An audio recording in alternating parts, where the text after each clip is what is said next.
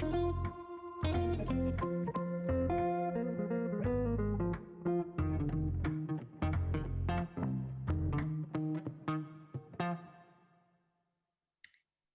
I hope you enjoyed the World Cafe and welcome to the role of local leadership in shaping the nation's water future. I'm Cynthia Kohler, Water Now's Executive Director, and I'm joined today for this session by my colleagues Georgia Biesmeyer and Jesse Bersinger, who are supporting on tech and monitoring questions. The nation's water challenges are front and center today. A towering bill for infrastructure, intensifying impacts of climate change, growing water inequity and affordability challenges, and of course, a pandemic that has rocked communities nationwide. Local water utilities, public works departments, and special districts, they are all now accountable for 95% of all spending on local water infrastructure, drinking water, wastewater, and stormwater. So the decisions made by local water leaders truly represent the direction of the nation's water future. In this session, we're going to explore the top water issues facing the nation, what they mean for our communities from the national view of leading water and municipal organizations, as well as the perspective of two city leaders who are ultimately responsible for addressing these issues on the ground. And we are so fortunate to have with us today an extraordinary panel. Melissa Elliott is the president of the American Water Works Association and is vice president of communications and marketing at Raftellus. She was previously the director of public affairs for Denver Water. Jacqueline Jarrell is a registered engineer, and she is the immediate past president of the Water Environment Federation. Jackie is also deputy director with Charlotte Water. Hattie Porter Jones has served as city council member with the city of Fairburn, Georgia for the last 7 years. She is a veteran public servant with extensive municipal government and nonprofit experience in positions of administration, finance, public works, and health. She served on the National League of Cities board and is the immediate past chair of NLC's Environment, Energy, and Natural Resources Committee.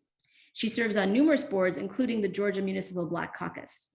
Sal Panto is the mayor of the city of Easton, Pennsylvania, currently serving in his 4th consecutive term.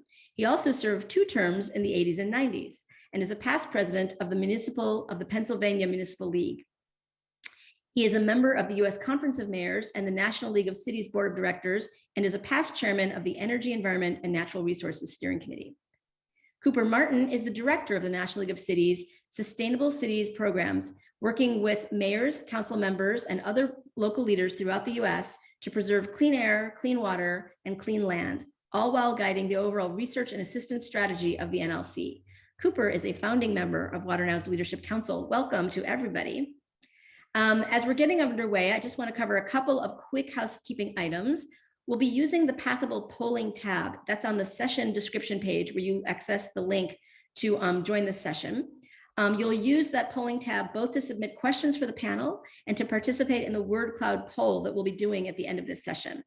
You can answer the poll by clicking the clean vote buttons, submitting your answer. You can also ask questions by clicking enter your own or vote link. By clicking the enter your own or vote link and submitting your question. You can also like or upvote the other attendees' questions by clicking the thumbs up icon to the left of the question. If any of this is confusing and you have any technical questions related to using the Pathable site, use the chat feature. Finally, this session is being recorded, so will be available following the session on the session description page. So with that, I'm going to bring everybody on and I'm going to ask each of our speakers to give their quick take. What do you see as the top 3 water challenges facing the nations that are, the ones that are most critical? And we'll start with Melissa. Hi, thanks, Cynthia. It's great to be with you and with this panel. All right, top 3. It was hard to choose because there's a lot. One is, gosh, what the heck does the last year mean to us? I mean, we leapt forward like 10 years in some things. We fell back in others.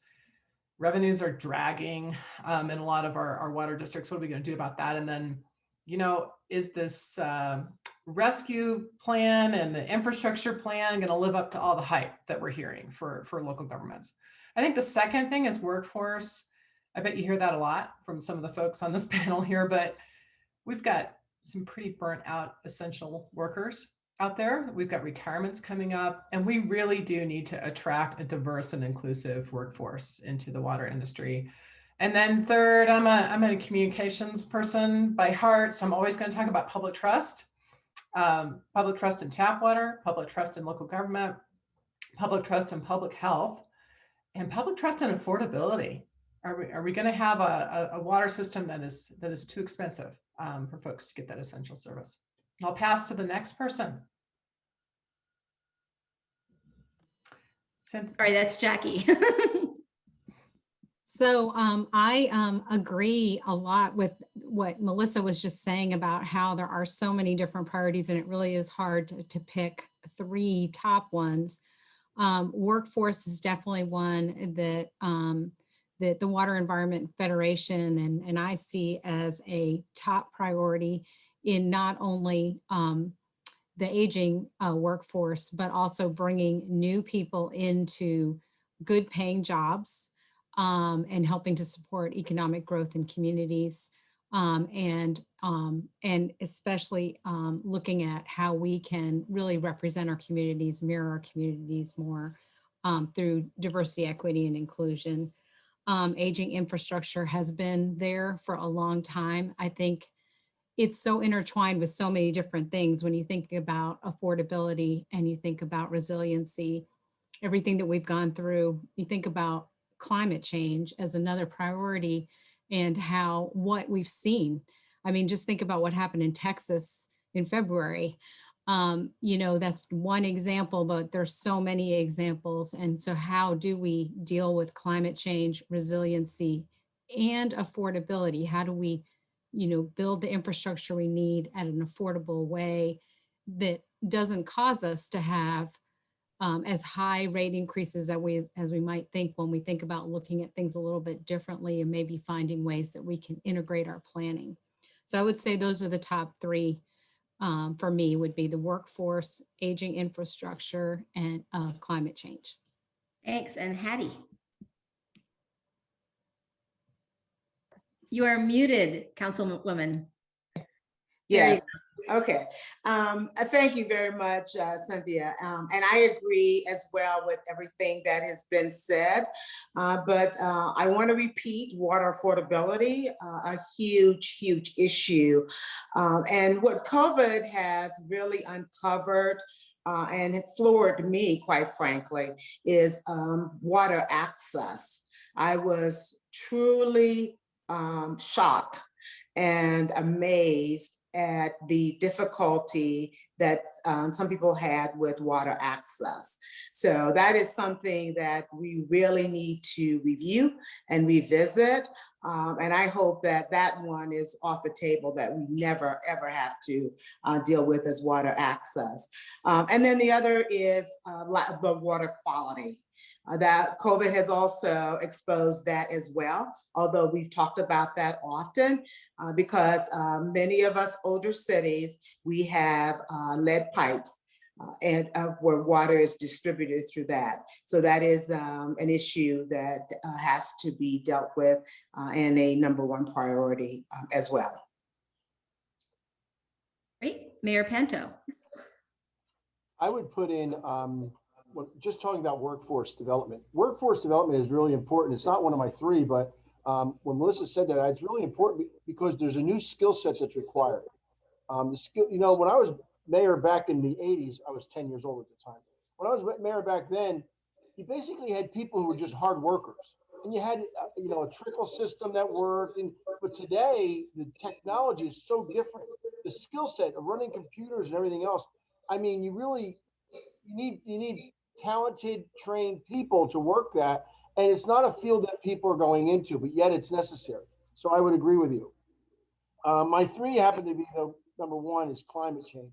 The hardest thing to convince people of, since some of the politicians refuse to accept it, it becomes more difficult that we become the idiots and the morons, but yet the water is rising, you know, and in our area, like unlike the West, we don't have scarcity of water. And that's definitely an issue in some parts, but not in my part. My part is flooding and stormwater management and climate change creating intense storms more often.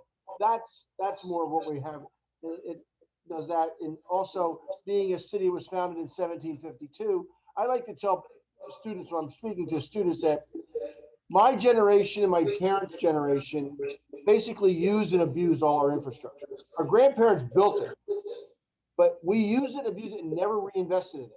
And now our aging infrastructure is billions and trillions of dollars to replace it and upgrade it. And we wonder why third world countries are doing better than us in infrastructure. It's because they have newer infrastructure. We have some things, believe it or not, in our city. We've dug up pipes and found them to be hollowed out trees. I mean, that's how old they are. So I would definitely put aging infrastructure up there.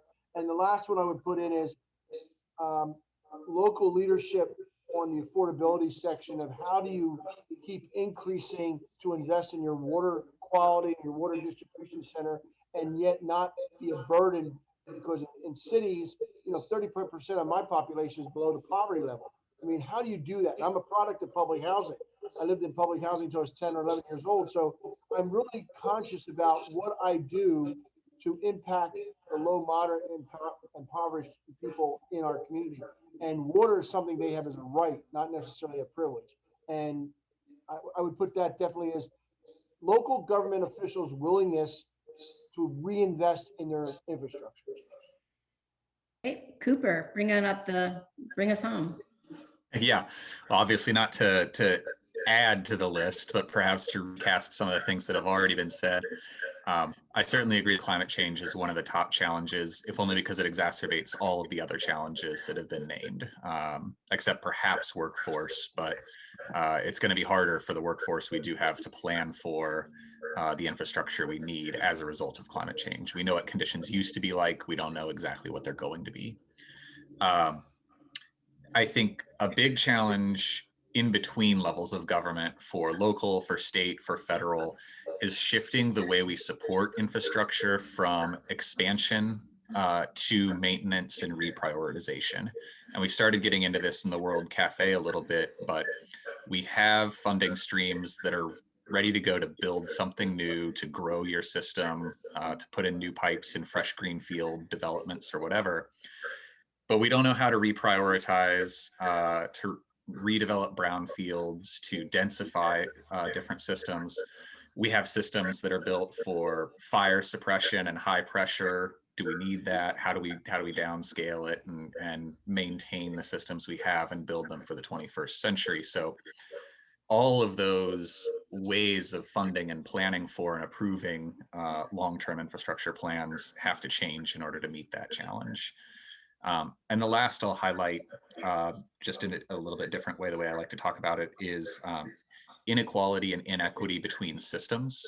I think the last year has done an excellent job of bringing low-income residents, traditionally underserved communities, inequity between people, between individuals to the forefront. But there are whole systems that are made up of those kinds of communities. There are inequities between the wealthiest utilities, the wealthiest cities, and the fragmented, sort of segmented and segregated communities that are an entire utility or an entire water system that don't have the resources, that are in jeopardy of being cut off. And to some of the remarks that Councilwoman Portis-Jones made. I think that's going to be a real challenge. And even Clarence mentioned this in his remarks, combining those systems so that they have the resources, they have the expertise to move forward. Those are all going to be challenges. Thanks, everybody. Just a quick technical thing. We're getting a little bit of feedback. So if people could maybe mute themselves when they're not talking, that might help the sound quality a little bit.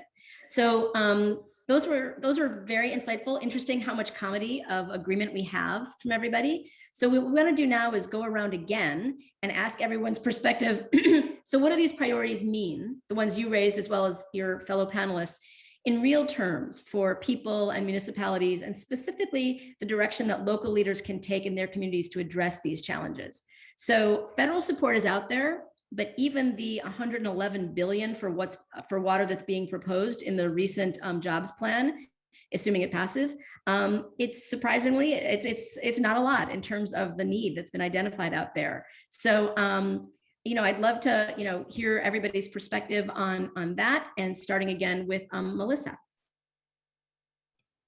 Sure. Yeah, it's not a lot. That's for darn sure. But we're really talking about it a lot because it's different and new. I mean, we haven't had federal funding in those terms that aren't loans that you got to pay back in decades. And I also think there's going to be some jockeying because there isn't enough for everybody, right? And so the funding is going to go to the states, and whether your states know how to get that to you, and whether it's going to be, if you're in water or wastewater, you're used to working with a certain state agency on regulatory matters. It might be that this funding goes to a different state agency depending on how it's all set up and whether they understand your needs. So I'm sure Cooper's gonna hit on this too, but getting out there, making sure folks know your needs are going to be critical. And that's something we're advocating for at American Water Works Association, is get in touch with your governor's office, make sure they know what's going on in your community. If you're a water agency that's separate from your city, even more important probably because you have less pull there. But I think that's going to be critical, is to really spell out what you want to use it for quickly. Okay, thoughts from you, Jackie? Yeah, I again agree. I think one thing that's going to be really important on the local level is to think about your regional area and the people that you can work with in local government with, that are your neighbors. I think it's really important to think about how you can maybe optimize the services that you're providing to customers to be able to make it more affordable, even if you can combine in some way, if there are other options that you can take. I think it's very, very important that you do talk to your state offices about the type of funding you need and what you need it for. If you think about, over this time with the pandemic and how many people couldn't afford to pay their water bills, one of the things that came through was the emergency rental assistance program. And through that program, for example, there's the potential to be able to pay for water bills if a renter cannot pay their bill for renting. And so there are sometimes options to be able to pay for your utility bills as well as paying for other bills. They just might come through a different avenue, like Melissa was just talking about. So it's really, really important to look at all of these funding sources, what the qualifications are and what the requirements are, and also to advocate for the needs for your community, because certainly we want, everyone is entitled to clean water. It's a public health issue. So it's not like something that we can't do. And I think it's important to continue to make that message very clear to our state officials, but on the local level too, helping your governing board and making sure the governing board understands the impacts and how important that is from a standpoint of how someone can live, how someone, because if it's one thing if you can't pay your rent, but if you don't have clean water, how do you live? So I think those things are very, very important to think about. And I think that's something that could definitely be done on the local level. I think also just thinking about opportunities, again, for integrated planning, for looking at ways, and speaking from the Water Environment Federation, we focus a lot on resource recovery. So if you think about like with your water resource recovery facilities, which we used to call wastewater treatment plants, and there are a lot of resources we can recover there, and we can start thinking about advanced technologies and recovering these resources so we're not so dependent on fossil fuels and on chemicals necessarily that can end up costing quite a bit of money in our treatment processes. Looking at advanced technologies that might take a smaller footprint, that might not cost as much, can help sometimes with some of those affordability issues also. And just kind of looking at that as an investment that you might be able to get funding for in order that in the future, your operations can be more optimized. Got it. Thank you. So Hattie, going to you. So the question again is, given all of these big challenges, what do you as a local city council member, what do you feel that really means for you and the direction that you can take your community, given the many priorities you're juggling? Thank you, Cynthia. And I agree with what Jacqueline and Melissa have spoken about. But as an elected leader, I think it behooves all of us elected officials to be a lot more educated about water and about water issues and about water operations. Given that generally speaking, it's an enterprise fund in most municipalities, it's just kind of one of those things that has operated on its own. It can be difficult to understand, but we do have to do a deep dive in terms of educating ourselves about the opportunities and how we can help our citizens because affordability is going to be huge. Here in Fairburn, we are partnering with 2 neighboring cities in developing our own water authority. So we're now about to get into the business of water operations. At some point, rates are going to be a major issue. So we're going to now need to think outside the box, figure out how we have the revenue to cover the cost, but also to be able to support our residents because they will not be able to all afford the cost of water delivery.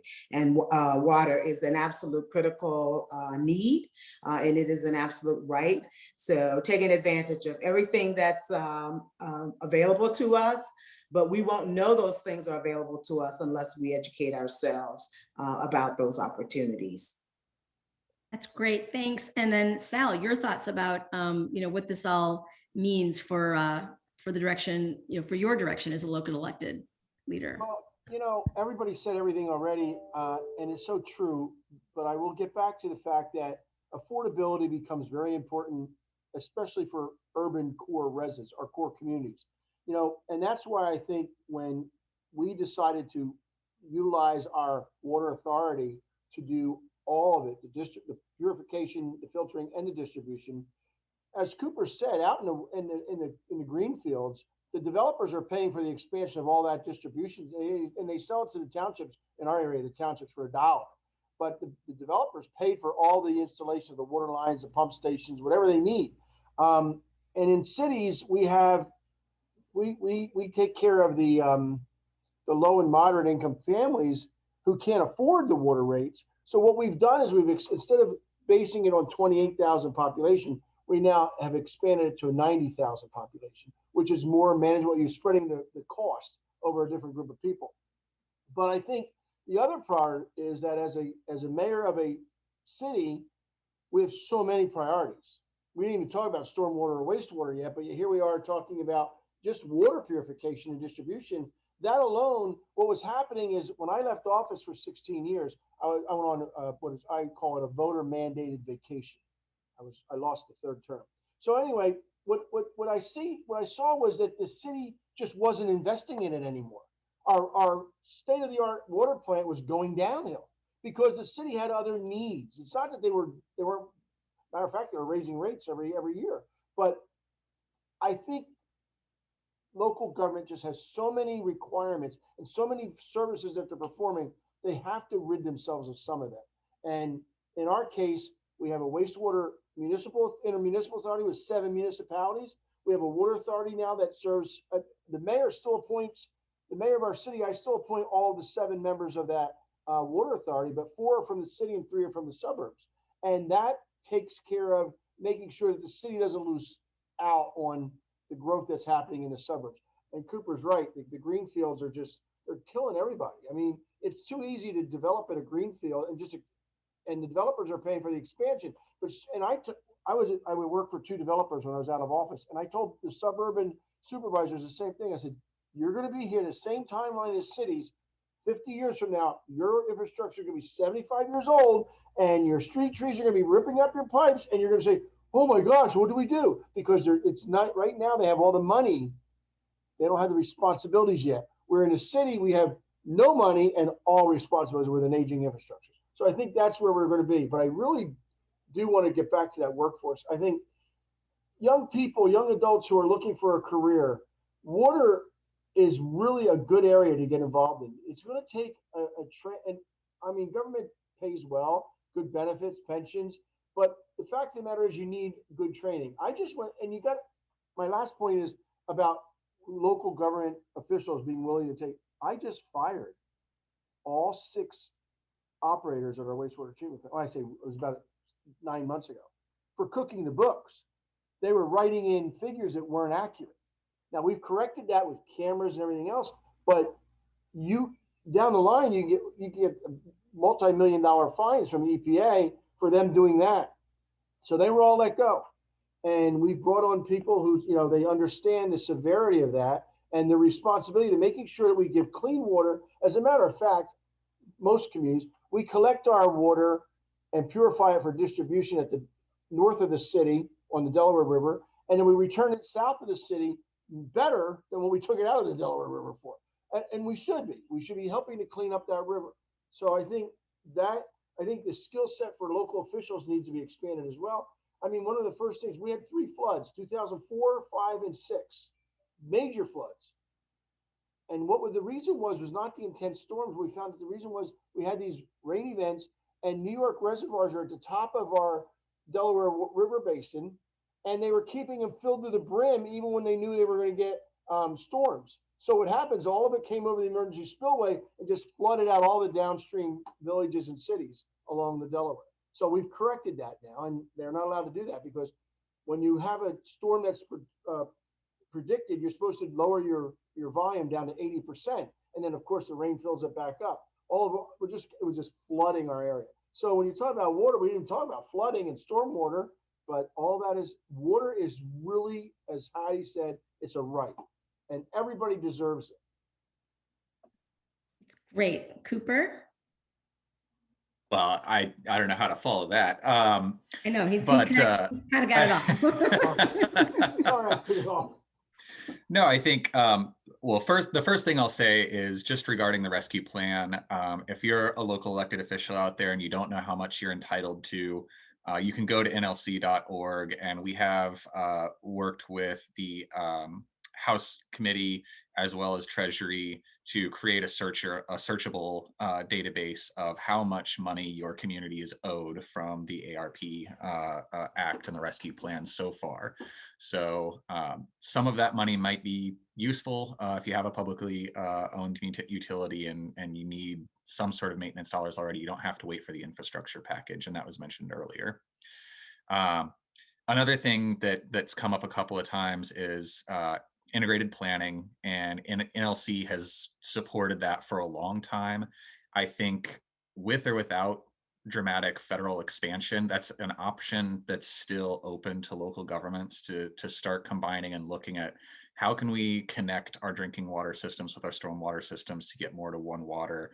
What Mayor Panto was just talking about, how can we connect with others in our region to capture a little bit more of the externality and distribute some of these things across a larger population and right size the system for the region that you have now, rather than the region that might have existed 50 years, 75 years ago when the water utilities were created the way they now exist in statutory language. So all of that's possible. All of those are resources that are available and policy positions that we've taken.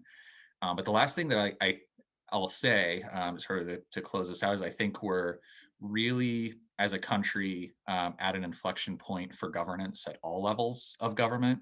We're seeing that at the federal level, the dramatic shift that's happened from November to now, and the level of ambition, the level of responsibility, the level of dollars, whether or not it's enough for local water systems to talk about $110 billion. And state governments need to reflect that change of ambition. Local governments need to reflect that change of ambition. Water utilities need to do so as well. When we think about climate change and when we think about the decades of deferred maintenance to our systems, a lot of the easy solutions that we could have incrementally implemented over time they're behind us. We don't have that option anymore. We don't have that luxury. A lot of the solutions that do work are going to look pretty radical because of the fact that we've delayed these choices for a while. We've delayed action on climate. We've delayed action on mitigation, adaptation. You can go down the checklist, and we need that kind of bold thinking at all levels of government. And I know since I've been a part of these conversations for a while, that the next 2.5 days are going to dig into the details of what that can mean. And I'm sure we'll get into that as the conversations continue. But that's my sort of closing challenge is it's got to be a whole of government approach. It's a big challenge. So we're just kind of going to transition to kind of a big conversation between all of you. Hopefully it'll just be just as if we're all sitting together.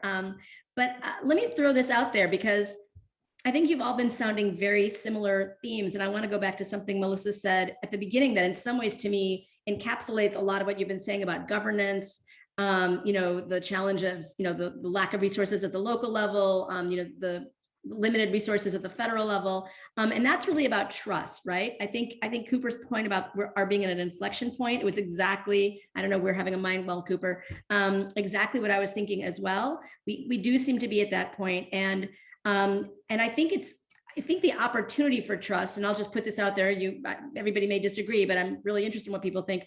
I think the opportunity to build trust is at the local level. That's where, at least in some of my experience, I've seen, obviously, Sal, you gave a good example of where trust was undermined. Certainly Flint is the ultimate example of undermining trust at that level, but I've also seen trust being built there. And I'd be really interested in all of your thoughts about, both the capacity and the responsibility for those of you who are electeds at the local level and those of you who are really responsible for the direction of some of these big national organizations. What are your thoughts about building that trust? Because it seems to me everything you're saying, from raising rates to having political courage to big ambitious decisions, even workforce development, all of that turns, it seems to me, on having a public that believes in your institutions, that believes, and has confidence in the ability of, local water utilities, public works departments, city government to function and provide the services we all agree are incredibly essential. So I'm just throwing that out there. Who's jumping in?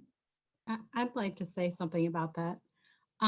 My other hat is with Charlotte Water, so I work for a utility. So I've had some experiences over the last year that I've learned a lot about public trust and about how we work in our community. And one of the things I think that is really important for utilities is to really think about how we are part of the community, and that in order to really gain that trust, we have to think about how we can even work with maybe non-traditional partners, how we can work with our community to provide assistance in areas that we might not have thought about before. Like when we were talking about workforce development, and we're talking about the importance of, developing our workforce, and that there's a whole new set of skill sets that we need in our workforce now than before. When you think about the communication and the education, we need really strong communicators. We need people that can help educate. We need trainers.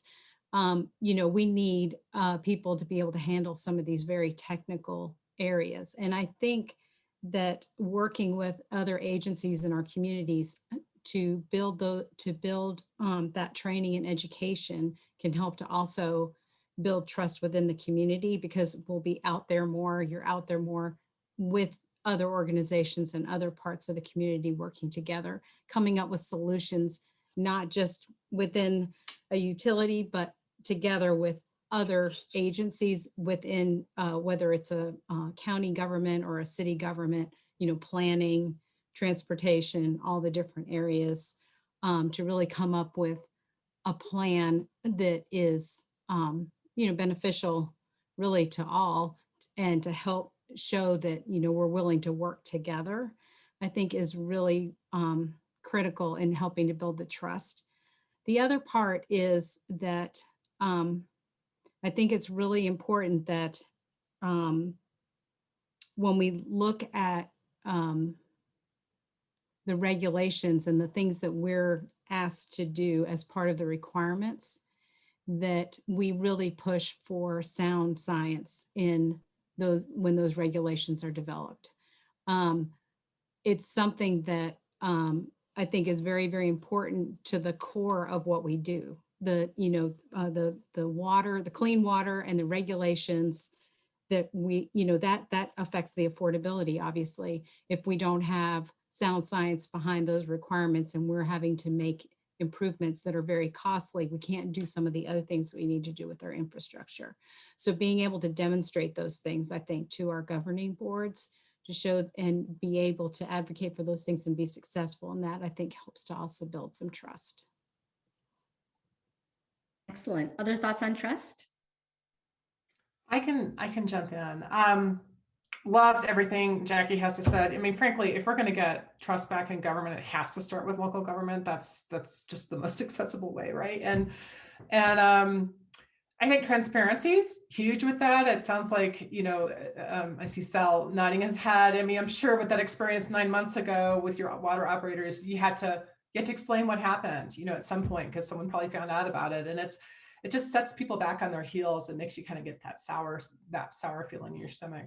But one of the things I really want to press is that the great thing about last year is people actually know what's essential these days. They know what PPE is. They know what essential workers are. They know that water is essential. I mean, we heard Hattie saying that access to water and it being a right and making sure people aren't shut off when they need it for sanitation purposes is so critical.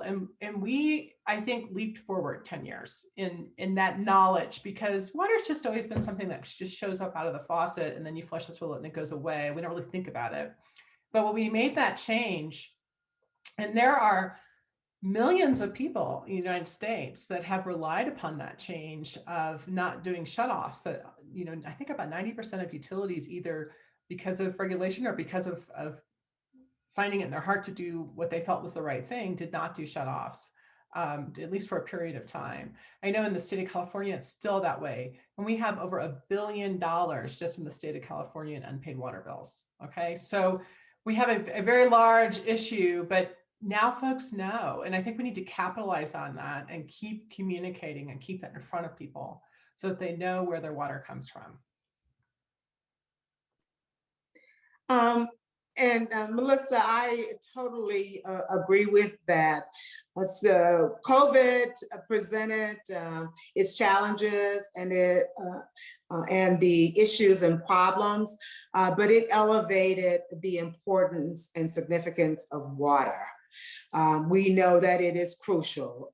People realize now that it is crucial. It is not just taken for granted. Our response to it, not shutting water because of it, is not sustainable, right? So what do we do on the other side of COVID? How do we engage the citizenry about the water and the affordability of water when we can no longer afford not to disconnect, because we need the revenue in order to deliver the water. So that requires the communication that you talked about. It requires the transparency that you talked about. And I think we now have an opportunity to engage them, to begin those conversations before we flip the switch, if you will, whereas now it is time for you to pay your bill. And let's seek some input from the citizens about how we might be able to do this, some ideas. Let's collaborate with them. Let's engage them with it. And if we're doing that along the way, when we have to make those very, very difficult decisions, they will be a little more tolerant. I mean, I like it, but they'll be a little more tolerant and at least willing to hear us out as to why we have to do this hard decision that we need to make. So I think we have a great opportunity if we take advantage of it. I think earning back trust is like earning respect. You have to earn it. Yes. In today's day with social media, it's becoming increasingly difficult. It's too easy for people to go on social media and bash every local official and say they're on the take or this or that.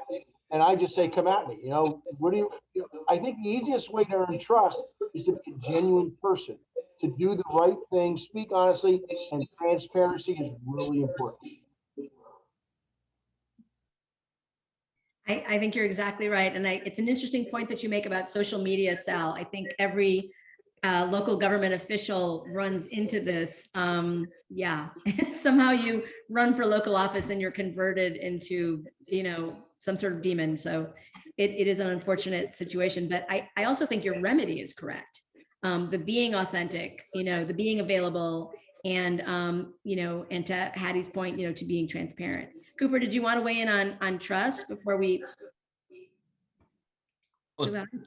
I would just quickly say we always talk about this at the National League of Cities, that local government is the most trusted level of government.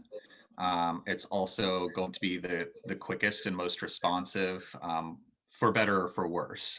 You can lose it very quickly, but you can also regain it very quickly, for being transparent, for being communicative, and for doing the right thing. So even if you're not quite there yet in your local community, I think it's not going to take as long to regain that trust as it would, say, for Congress. I'm going to pass on making any comment about that. Before I want to move on to some questions about equity, but we do have a question from the audience. This is sort of a quick one, I'm hoping, but I don't have the answer to it. How would water agencies that are not cities find out what they can obtain from the American Rescue Plan? I don't know if any of you at the federal level are aware about that. Otherwise, we can get that answer for you at Water Now and follow up. Yeah, so it's different funding for agencies rather than cities. So there was some COVID resources, but my understanding is that's all coming through state agencies, and then will be dispersed based upon the population you serve, and also for the funding that will go toward reducing the number of folks that your customers who haven't paid, your delinquencies. That's going to be based upon income in the community you serve. So there's some stuff. That's why I was saying get to your governor's office and explain what you need for those water agencies. Yeah, that's my understanding also, is that it's coming through the state government, and just also, again, looking at what some of the funding sometimes is under a certain fund that may not sound related, but it could have funding incorporated in there for utility bills. And then, I would even say to reach out to the Water Environment Federation or AWWA. Organizations like that also have staff that works at the federal level on funding and supporting and advocacy in that area, and can maybe provide some guidance for that type of funding. Absolutely, thank you.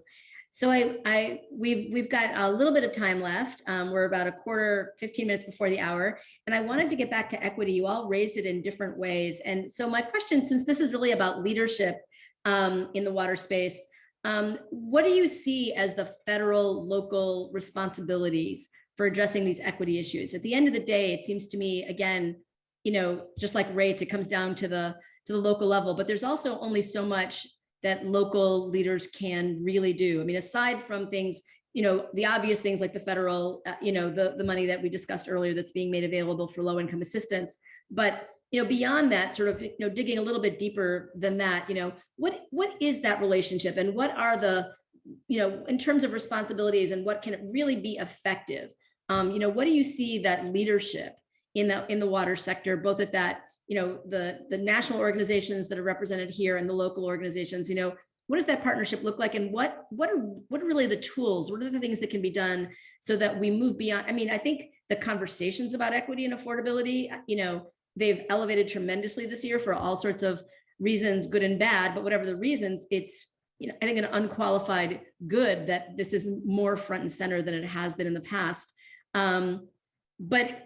But then what? Then we have the conversations, what does that look like from a leadership perspective? What are leaders really, maybe it's that really is the question. What are the tools that are available to leaders at those levels to really make meaningful change in that area? I think one of the things that is very important for local leaders and leaders of every level of government is, like, the NLC has a real program, and that is really basically helping local officials learn how to worry about DEI.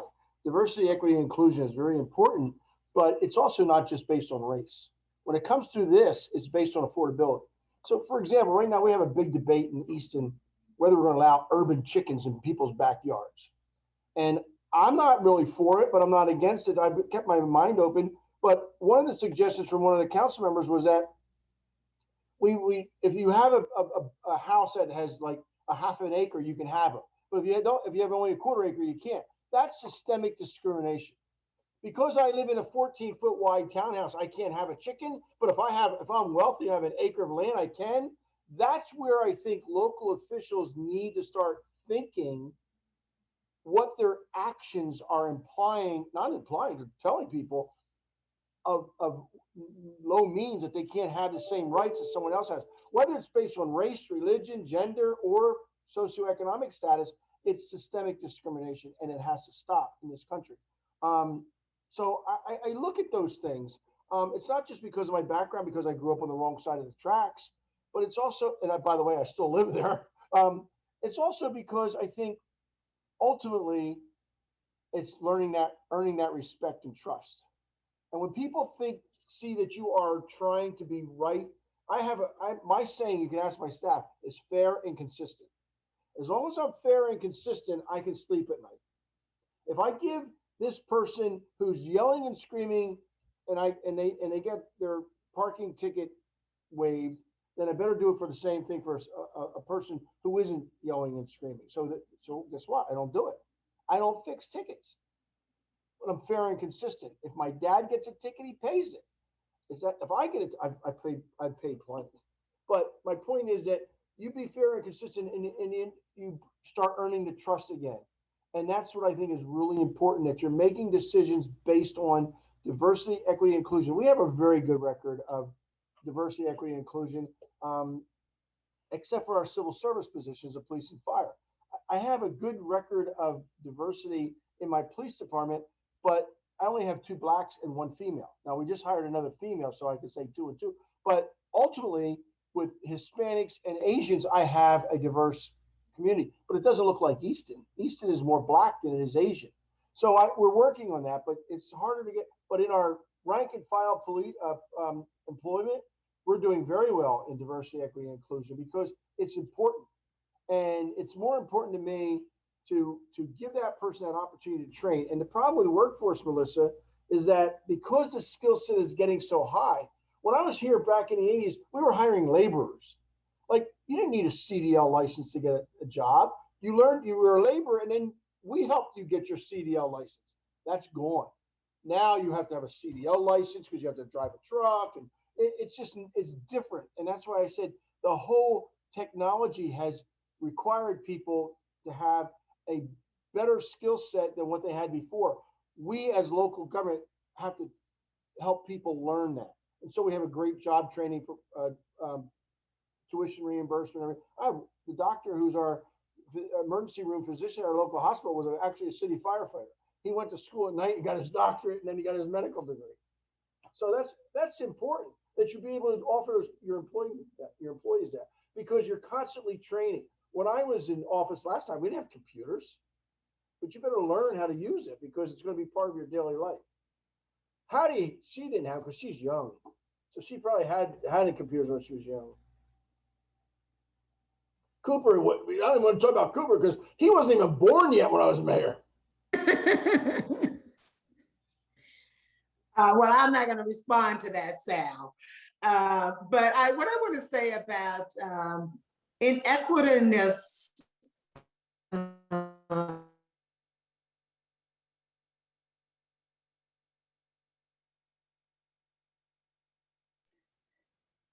Did we lose her for good? We may have. I'm not sure there's anything our tech support people or can equal do. at the same level. A may need differences. And person B. And so I think we need to really talk about inequity in that vein.